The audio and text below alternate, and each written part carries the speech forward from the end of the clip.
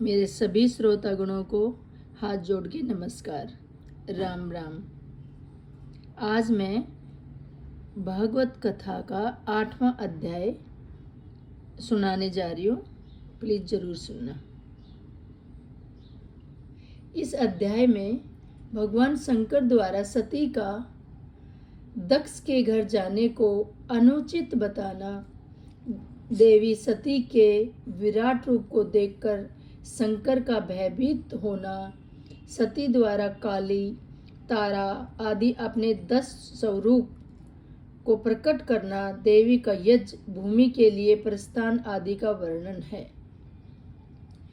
श्री महादेव जी बोले, मुनीश्वर नारद का यह वचन सुनकर दक्ष की पुत्री तथा शिव की भार्या सती ने पिता के यज्ञ में जाने का मन बना लिया और उन्होंने शिव जी से कहा। सती बोली, प्रभो, देव महेश्वर, मेरे पिता दक्ष प्रजापति बहुत तैयारी के साथ एक बहुत बड़ा यज्ञ कर रहे हैं। उस यज्ञ में हम दोनों का जाना मेरे मन में न्यायोचित प्रतीत हो रहा है। हम दोनों के वहां उपस्थित हो जाने पर वे निश्चिंत रूप से सम्मान करेंगे। शिवजी बोले, प्रिय सती, इस प्रकार का विचार अपने मन में भी मत लाना। बिना बुलाए जाना और मृत्यु ये दोनों एक ही समान है। किसी के घर कहते हैं कि किसी के घर हो या कुछ हो, जब तक कोई बुलाए नहीं ना रिस्पेक्ट से, तो बिल्कुल नहीं जाना चाहिए। ये दोनों ही एक मतलब मृत्यु आ जाए और अपमान दोनों ही एक समान है। दक्ष विद्याधरों के समस्त वे अहंकारी दक्ष मेरा तिरस्कार कर रहे हैं, अतः उनके घर कभी नहीं जाना चाहिए।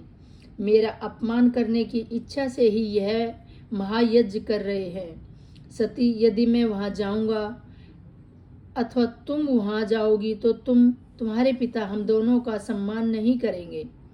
यदि ससुर के घर में अपनी प्रतिष्ठा हो तभी वहां जाना चाहिए। यदि वहां मेरा अपमान होता तो वहां का जाना मेरे मरने के बराबर होता है। दामाद ससुर के घर में परम आदर की अपेक्षा रखता है। ससुर को भी चाहिए कि वह उस दामाद का आदर करके अपने भवन में ले आवे। वरनान ससुर को अपने दामाद के प्रति अनादर भाव नहीं रखना चाहिए, अन्यथा धर्म की हानि होती है। यह बात पूर्ण रूप से सत्य है। दामाद के प्रति द्वेष भावना रखने से घोर पाप प्रसन्न होता है। अतः बुद्धिमान व्यक्ति को चाहिए कि वह अपने दामाद के प्रति द्वेष न रखे। दामाद को भी अपने ससुर का किसी तरह का अप्रिय नहीं करना चाहिए। ऐसे करने वाला नरक में होता है और कई 100 वर्षों तक नरक में पड़ा रहता है। बिना सम्मान के ससुराल कभी नहीं जाना चाहिए। प्रिय, बिना बुलाए जहाँ कहीं भी जाना मृत्यु के तुल्य कहा गया है, फिर ससुराल में जाने की बात ही क्या। अतः इस समय मैं ससुर के घर नहीं जाऊंगा। वहां जाना प्रतिकारक नहीं होगा क्योंकि वे दक्ष प्रजापति हैं। सती ने कहा, ससुर के स्नेह करने से रूप वृद्धि, प्रजा वृद्धि और धर्म वृद्धि भी होती है, और प्रिय, अनादर करने से सर्वदा हानि ही होती है। अतः श्रोतम, मैं तुम्हें पिता के इस यज्ञ में नहीं आऊंगा। मैं तुम्हारे पिता के इस यज्ञ में नहीं जाऊंगा। वे प्रजापति दक्ष मुझे दिन रात दरिद्र तथा अत्यंत दुखी कहते रहते हैं। बिना बुलाए मेरे जाने पर तो वे विशेष रूप से ऐसा कहेंगे, न बुलाना तथा दुर्वचन, ये बातें ससुर के घर में सहनीय नहीं है। ससुर को चाहिए कि वह अपनी पुत्री के पति को आते हुए देखते ही उनके पास पहुंचकर यथाशक्ति उनकी पूजा करे, अन्यथा धर्म की हानि होती है। जिस ससुराल में इस प्रकार के सम्मान की बात कही गई है, वहां अपमान पाने के लिए भला कौन बुद्धिमान मान जाएगा। अतः देवताओं के द्वारा पूजित महेशनी, मुझे क्षमा करे। बिना निमंत्रण में तुम्हारे पिता के महायज्ञ में हम दोनों का जाना उचित नहीं है। स्त्री बोली, प्रभो, आपने जो कुछ कहा वह सत्य ही है। हमने किसी प्रकार का संशय नहीं है, किंतु हो सकता है कि वहाँ जाने पर वो अपना सम्मान करे। शिवजी बोले, तुम्हारे पिता वैसे नहीं है जो कि बिना निमंत्रण के वहाँ जाने पर सभा के मध्य में हम दोनों को सम्मान पूर्वक स्वीकार करे। मेरे नाम के स्मरण मात्र से वे दिन रात मेरी निंदा करते हैं। ऐसी में वे मेरा सम्मान कैसे करेंगे? यह तुम्हारी दुर्बुद्धि है। तो सती बोली, महादेव, आप जाए अथवा ना जाए, आपकी जो इच्छा हो कीजिए, किंतु महादेव मैं वहाँ जाऊंगी। अतः आप मुझे अनुमति दीजिए। पिता के घर में महायज्ञ के महोत्सव का समाचार सुनकर कोई कन्या धैर्य रखकर अपने घर में कैसे रह सकती है? वहाँ असामान्य लोग बुलाए जाते हैं और पूजित होते हैं, तब वहाँ सामान्य व्यक्ति भला इसे सुनकर कैसे धैर्य रख सकता है? महेश्वर, किसी दूसरे स्थान पर जाने के लिए निमंत्रण की अपेक्षा होती है। अपने पिता के घर जाने के लिए कन्या को आमंत्रण की कोई अपेक्षा नहीं है, कोई ज़रूरत नहीं है। अतः मैं पिता के घर अवश्य जाऊंगी। इसके लिए आप अनुमति दीजिए। वहाँ मेरे जाने पर यदि पिताजी मेरा सम्मान करेंगे तो मैं उनसे कहकर आपके लिए भी आहुति दिलवा दूंगी। यदि वे मूढ़ बुद्धि दक्ष मेरे सामने आपकी निंदा करेंगे तो मैं उसी समय उनके महायज्ञ की निसंदेह विध्वंस कर डालूंगी। शिवजी बोले, सती, उस यज्ञ में तुम्हारा जाना कभी भी उचित नहीं है। मैं सच कहता हूँ कि वहाँ पर तुम्हारा सम्मान नहीं होगा। तुम्हारे पिता तुम्हारे लिए मेरी असह निंदा करेंगे। उसे सुनकर अपने प्राणों को छोड़ दोगी। उसका तुम क्या कर लोगी? स्त्री बोली, महादेव, मैं आपसे सच सच कह दे रही हूँ कि अपने पिता के घर अवश्य ही जाऊंगी। इसके लिए आप आज्ञा दे अथवा ना दे। शिवजी बोले, मेरे वचनों का उल्लंघन कर तुम बार बार अपने पिता के घर जाने की बात क्यों कह रही हो? वहां जाने का प्रयोजन क्या है? इसे सही और स्पष्ट रूप से बता दे, तब मैं उसका उत्तर जरूर दूंगा। जिन दुरात्माओं को अनादर का भय नहीं रहता, वे भी उन स्थानों पर जाते हैं जहाँ अपमान की संभावना रहती है। सती, सम्मान के योग्य व्यक्ति की सम्मान न करने वाले के घर कभी नहीं जाना चाहिए, क्योंकि उस अपूजक के द्वारा की गई वह पूजा नहीं कही जाती। मेरी निंदा सुनने के यदि तुम्हें सुख नहीं मिलता तो मेरे निंदक के घर जाने की इच्छा तुम क्यों कर रही हो? सती बोली, शंभो, आपकी निंदा सुनने में मुझे कोई सुख नहीं है। उस निंदा की सुनने की मेरी कोई अभिलाषा भी नहीं है, किंतु फिर भी मैं वहाँ जाना चाहती हूँ। महेशान, जिस समय मेरे पिता ने केवल आपको छोड़ अन्य सभी देवताओं को बुलाकर महायज्ञ आरंभ किया, उसी समय आपका अपमान हो गया और उसे प्रजा देख भी रही है। यदि मेरे पिता दक्ष आपका अनादर करें, अभिमान पूर्वक उस महायज्ञ को संपन्न कर लेते हैं, तो इस पृथ्वी तल पर कोई भी मनुष्य श्रद्धा से युक्त होकर आपको आहुति नहीं देगा। इसलिए आप आज्ञा दीजिए या न दीजिए, मैं वहाँ अवश्य जाऊंगी और वहाँ या तो आपके लिए यज्ञ भाग प्राप्त करूंगी अथवा यज्ञ का नाश कर डालूंगी। श्री शिवजी बोले, महादेवी, मेरे रोकने पर भी तुम मेरी बात नहीं सुन रही हो। दुर्बुद्धि व्यक्ति स्वयं निषिद्धाचरण करके दूसरों पर दोष आरोपण करता है, मतलब अपनी गलती दूसरों पे थोप देता है। दक्ष पुत्री, अब मैंने जान लिया कि तुम मेरे कहने में नहीं रह गई हो, अतः अपनी रुचि के अनुसार तुम कुछ भी करो। मेरी आज्ञा की प्रतीक्षा क्यों कर रही हो?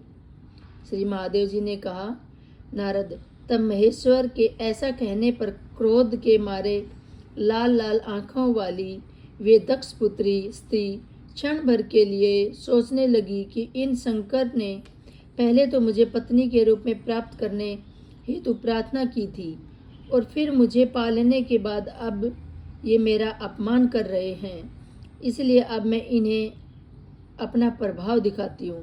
तदंतर उन भगवान शिव ने क्रोध से फटफटाते हुए ओठों वाली तथा काल नागिन के समान नेत्रों वाली उस भगवती स्त्री को देखकर अपने नेत्र बंद कर लिए। भयानक दाढ़ों से युक्त मुख वाली भगवती ने सहसा उस समय 8 हाथ किए, जिसे सुनकर महादेव विमूढ़ के समान भयाकांत हो गए, मतलब वो डर गए। बड़ी कठिनाई से आंख को खोलकर उन्होंने भगवती के भयानक रूप को देखा। नारद, उनके द्वारा इस प्रकार देवी जाने पर उन भगवती ने सहसा अपने स्वपरिणीत वस्त्रों का परित्याग करके वर्ध अवस्था के समान कांति को त्याग दिया, धारण किया। कांति को मतलब शरीर को धारण किया। वे दिगंबर थी, उनके केश पास सुशोभित हो रहे थे, जीवा लाल थी, ललपला रही थी, उनकी चारों भुजाएं थी, उनके शरीर की ज्योति काल अग्नि के समान सुशोभित हो रही थी। रोम राशि पसीने से व्यक्त थी, मतलब पूरे शरीर में जहाँ बाल है रोम वहाँ पे ना पसीने आए हुए थे। अत्यंत भयंकर रूप वाली ये भयानक शब्द कर रही थी और उन्होंने मुंडमाला का आभूषण धारण कर रखा था। उगते हुए करोड़ों सूर्य के समान तेजोमयी उन्होंने अपने मस्तक पर चंद्र रेखा धारण कर रखी थी। उगते हुए सूर्य के समान आभा वाले किरीट को धारण करने के लिए उनके ललाट वेदीमान था, देविद्यमान था। इस समय अपने तेज से देदी याम एवं भयानक रूप धारण करके देवी सती घोर गर्जना के साथ अष्टहास करती हुई 8 हाथ बना लिए थे उन्होंने, उस शंभु के समक्ष उठकर सहसा बड़ी हुई।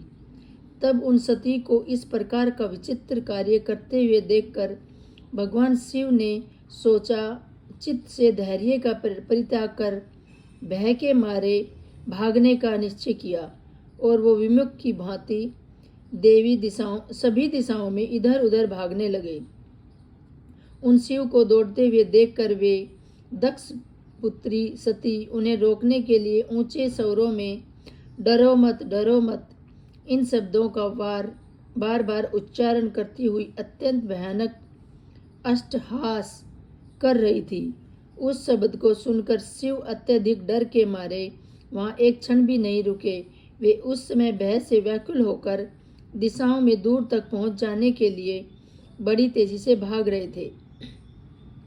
इस प्रकार अपने स्वामी को डरा हुआ देख करके दयामयी भगवती स्त्री उन्हें रोकने की इच्छा से क्षण भर में अपने 10 श्रेष्ठ विग्रह धारण करके सभी दिशाओं में उनके समक्ष स्थित हो गई। अत्यंत वेग से भागते हुए शिवजी जिस दिशा में जाते उस दिशा में उन्हीं भयानक भगवती को देखते थे और फिर भय से व्याकुल होकर अन्य दिशा में भागने लगते थे।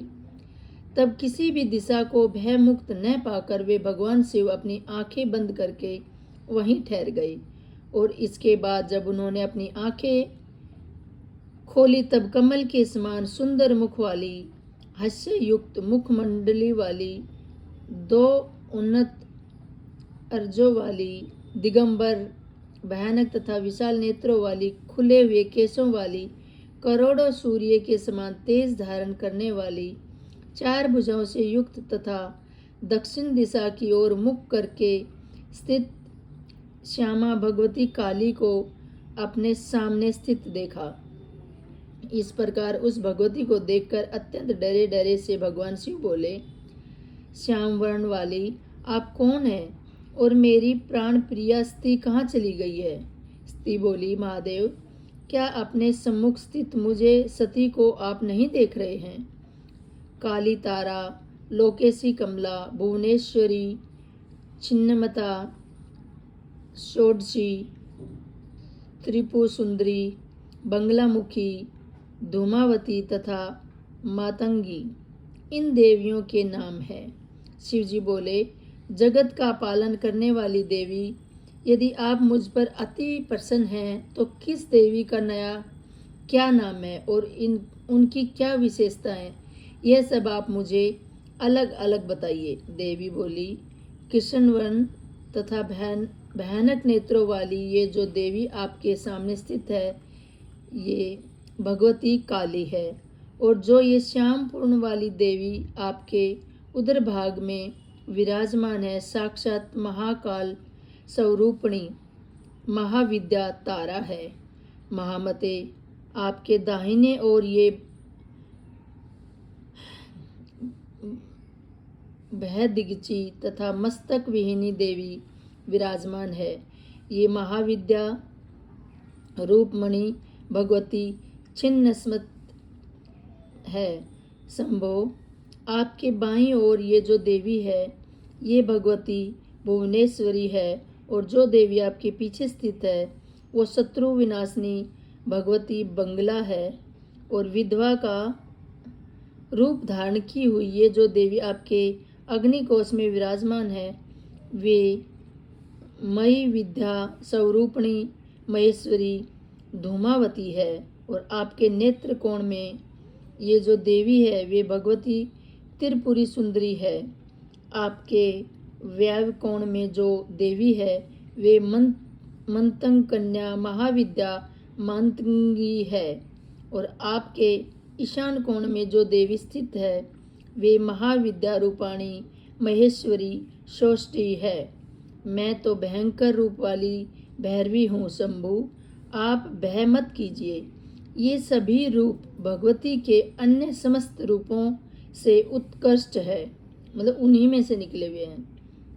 महेश्वर, ये देवियां नित्य भक्ति पूर्वक उपासना करने वाले साधक पुरुष को चारों प्रकार से पुरुषार्थ, धर्म, अर्थ, काम और मोक्ष तथा समस्त वंचित फल प्रदान करती है। इन्हीं की कृपा से मारण, उच्चाटन, क्षोभन, मोहन, द्रावण, वशीकरण, स्तंभ और विद्वेष आदि अन्य प्रकार के वंचित प्रयोग भी सिद्ध होते हैं। ये सभी गोपनीय महाविद्याएं हैं, इनका प्रकाशन कभी नहीं करना चाहिए। महेश्वरी, उन देवियों के मंत्र, यंत्र, पूजन, महाहवन विधि, पुरस्कार विधान, स्तोत्र तथा कवच और उन उपासकों के आचार, नियम आदि का वर्णन आप ही करेंगे, क्योंकि विभो, इन विषयों में आपसे बड़ा अन्य कोई वक्ता नहीं है। आपके द्वारा दिया गया उपदेश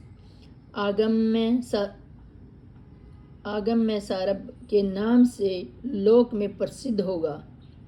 आगम शास्त्र के नाम से लोक में प्रसिद्ध होगा। शंकर, आगम तथा वेद, ये तीनों मेरी दो भुजाएं हैं। इन्हीं दोनों से मैंने स्वस्वर जगमय पूर्ण जगत को धारण कर रखा है।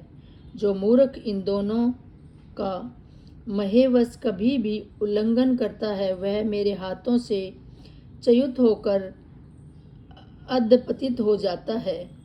इसमें संदेह नहीं है कि वे दोनों ही कल्याण के हेतु है तथा अत्यंत दुर्गुष्ट और विद्वानों के द्वारा भी कठिनाई से जाने जाते हैं, एवं उनका अधंत भी नहीं है। जो मनुष्य आगमन अथवा वेद का उल्लंघन कर अन्यथा आचरण करता है, उसका उद्धार करने में असमर्थ हूँ। यह सत्य है और इसमें कोई भी संशय नहीं है। इन दोनों की एकता पर संयक विवेचन करके बुद्धिमान व्यक्ति को धर्म का आचरण करना चाहिए और कभी भी अज्ञानवश इन दोनों में भेद नहीं मानना चाहिए। इस महाविद्याओं के जो साधक है वे लोक में वैष्णव माने जाते हैं और मुझ में समर्पित अंतकरण वाले ये प्रसन्न आत्मा हो जाते हैं। स्वयं गुरु के द्वारा दिए गए मंत्र, यंत्र तथा कवच को सावधानी पूर्वक गुप्त रखना चाहिए और उसे वहाँ कहीं भी प्रकाशित नहीं करना चाहिए। उसे प्रकाशित करने से सिद्धि की हानि होती है तथा अशुभ होता है। अतः उत्तक साधक को चाहिए कि पूरे प्रयत्न के साथ उसे गोपनीय रखे।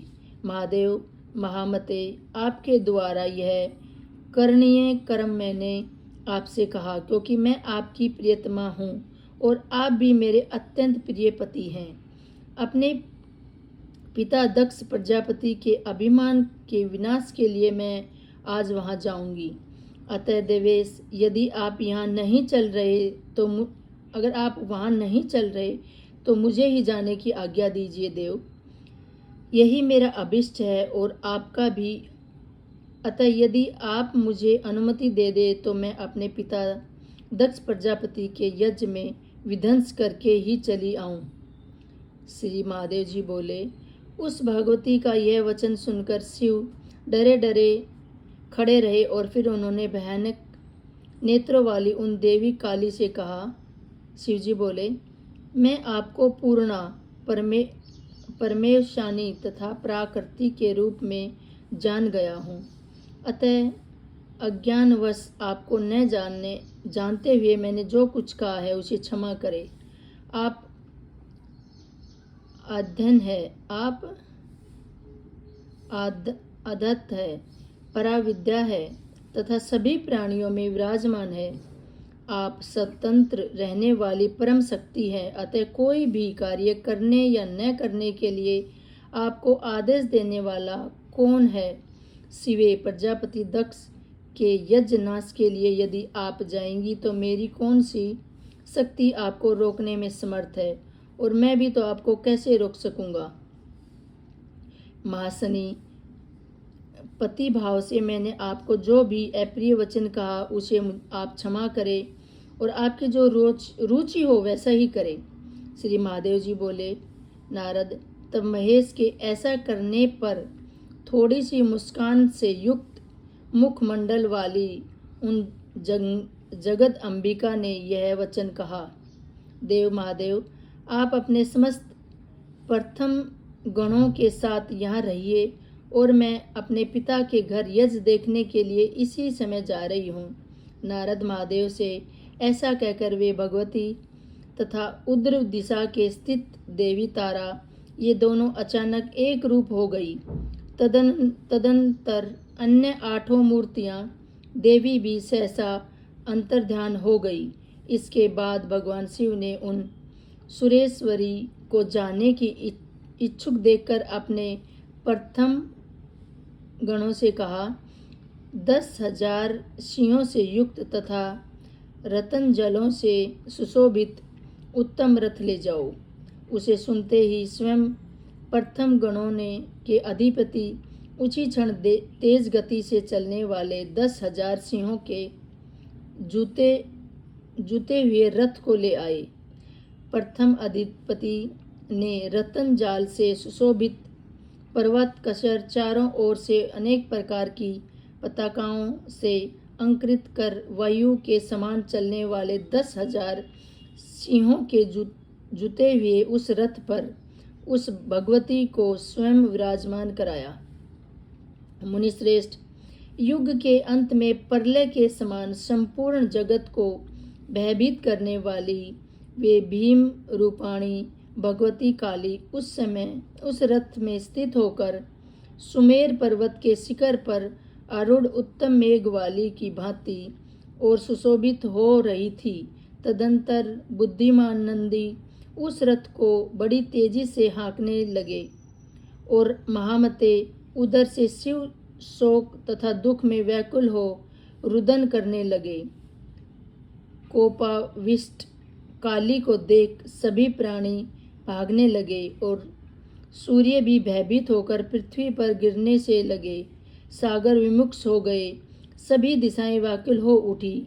महान वेग से वायु बहने लगी और घोर अमंगल का संकेत देने वाले सैकड़ों उल्कापिंड सूर्यमंडल की ओर भेदन कर पृथ्वी तल पर गिरने लगे। इस प्रकार यह रथ आधे क्षण में ही दक्ष प्रजापति के घर पहुंच गया। तब उस भगवती सती को देखते ही दक्ष के घर में स्थित सभी लोग भयभीत हो उठे। इस प्रकार श्री महाभागवत पुराण के अंतर्गत श्री महादेव नारद संवाद काली स्तागमन नामक 8वां अध्याय पूर्ण हुआ। सबको नमस्कार।